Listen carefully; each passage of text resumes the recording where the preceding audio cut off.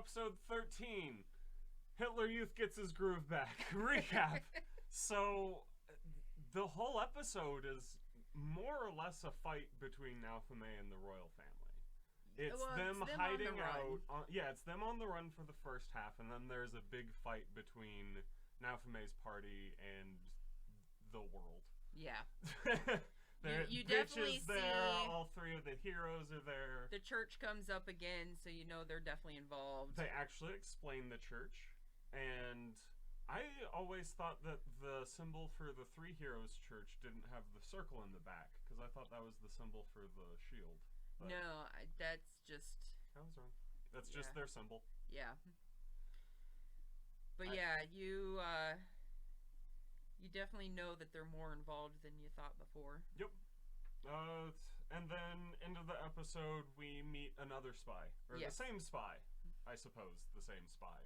With new info. And you kind of get the whole Melty's finally part of the team and not just an outsider anymore. Yeah, Melty shows off a little bit of her own bitchy qualities. Yes, and she can use magic. But those don't involve murder, so we like her more. Yeah.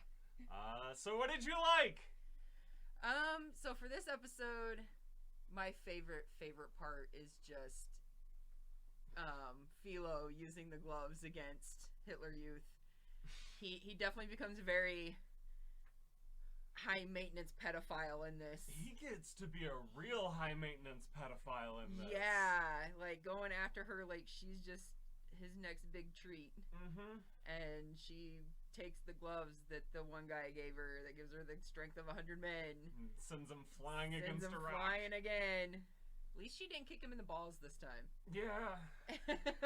Well, because it was a punch. That would be too nice for him. And Raftalia uses the sword hilts. Yeah, we see the mana sword. And does Naofumi break the thing that the guy gives him, like, right away? I think it does break when the cursed shield breaks the bridge. Get to see him eat a shield. It literally just breaks right away. I'm so sad. It was a cool scene. Like, it's nice when the buff guy rips his shirt off. Right. But, like, make sure he's not wearing a nice shirt. Yeah, I really like just the bonding that seems to happen with Melty in the group. Yeah. Raftalia gets a little jealous because now there's another girl around. And he's already on a first name basis with her. I like how even amidst all of this bullshit, Raftalia still gets to do her little girly voice. Yes. And yeah, you definitely learn how evil Big Sister is. You also learn just how okay with awful things the guards in this realm are. They really are. Like, I get that it's their, like, soon-to-be queen, if she has her own way, telling them to do it.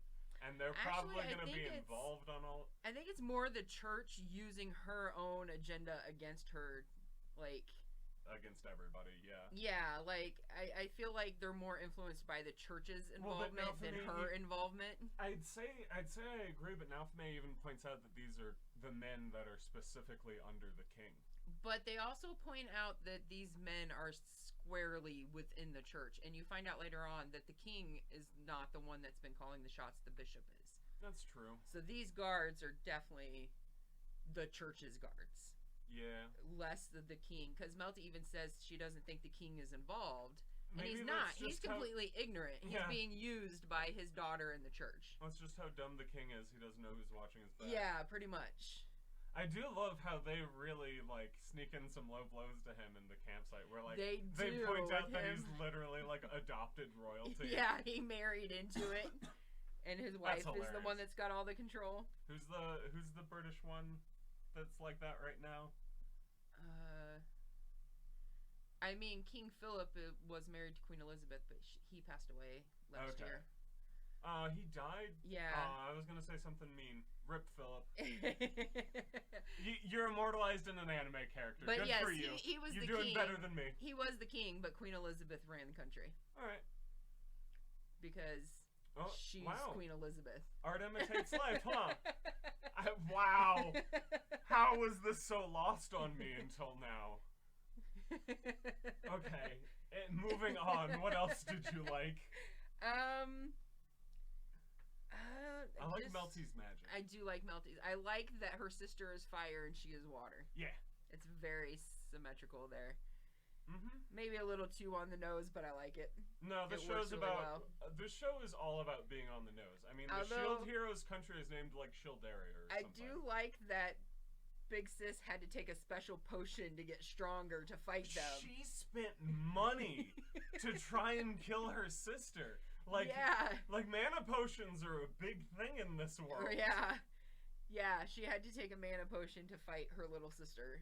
Yeah, that is funny that she's just not good enough to fight her sister without the boost. She's so desperate that she just kind of reveals herself in that moment to the other heroes. Like, this chick is crazy.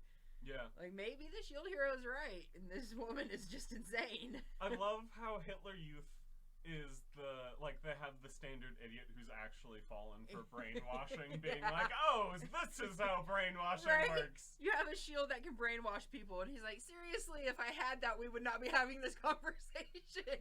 I would have brainwashed all of you. Well, and Raftalia has my favorite thing when things are getting heated. She calls it silly.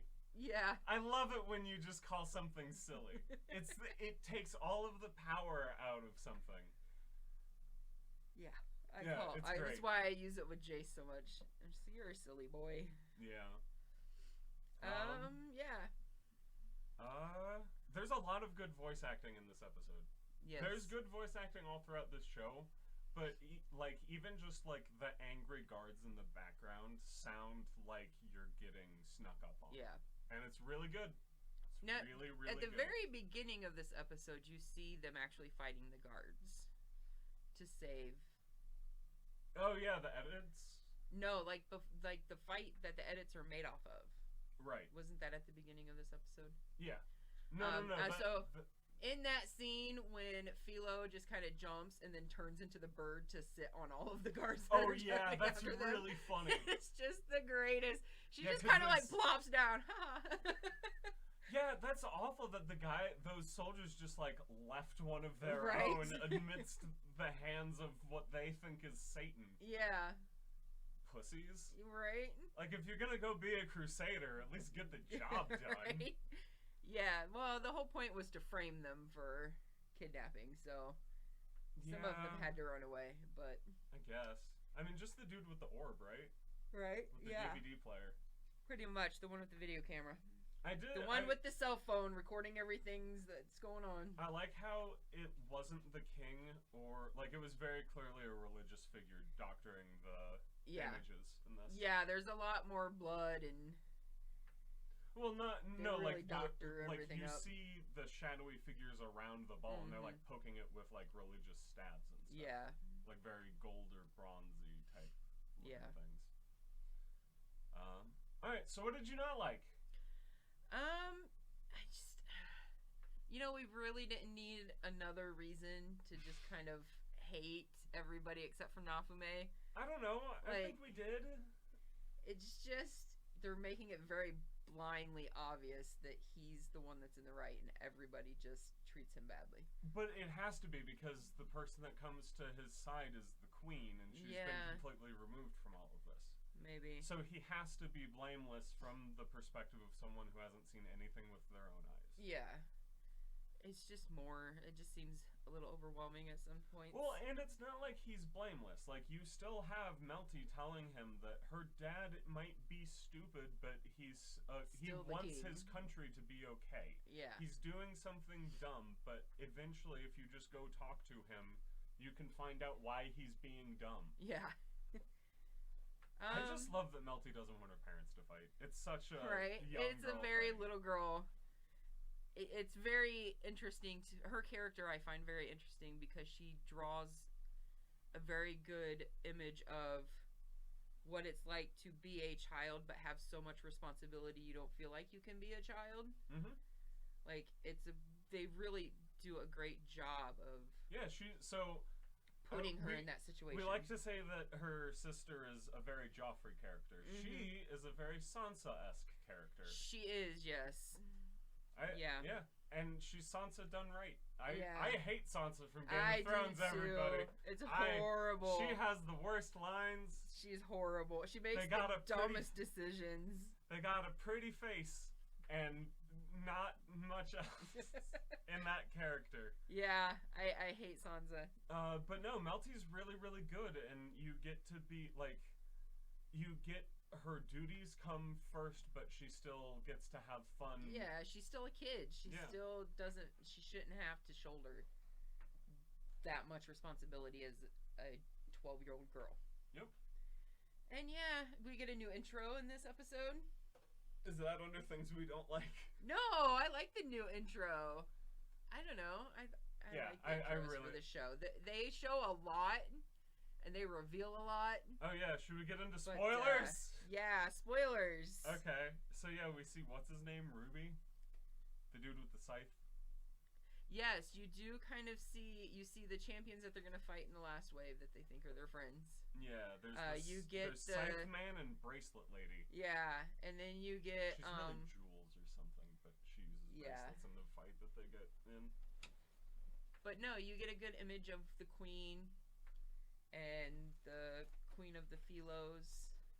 Yeah. And the dude that's in the country they're going to that's ran by pretty much all demi-humans. You see the guy that helps them when they're stuck in the slavers area. I forgot about that. Yeah.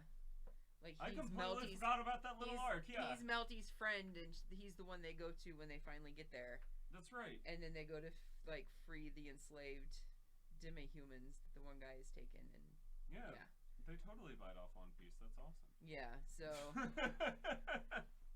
Yeah, it really reveals a lot of what's about to come That's literally what up. happens in Alabasta.